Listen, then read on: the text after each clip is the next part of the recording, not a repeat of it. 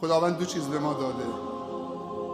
یکی عقل داده که فکر کنیم، مثبت فکر کنیم، زیبا فکر کنیم، مفید فکر کنیم. از خدا بخواهیم که استعداد و هوش ما را افزایش بده. این دعا خیلی دعای خوبیه.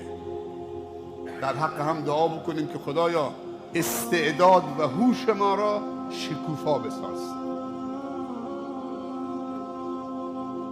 افزایش بده تا چیزها اونطوری که هست ببینیم و بفهمیم. این خیلی دعای خوبی در حق فرزندانمون دعا بکنیم، دست به سرشون بکشیم. خدای استعداد و هوش بچه های ما را شکوفا بگردان، افزایش بده تا حقایق اونطوری که هست ببینن، عظمت و بزرگی تو اونطوری که هست پی ببرن، درک صحیح از کلام رب العالمین داشته باشن، از دین داشته باشن.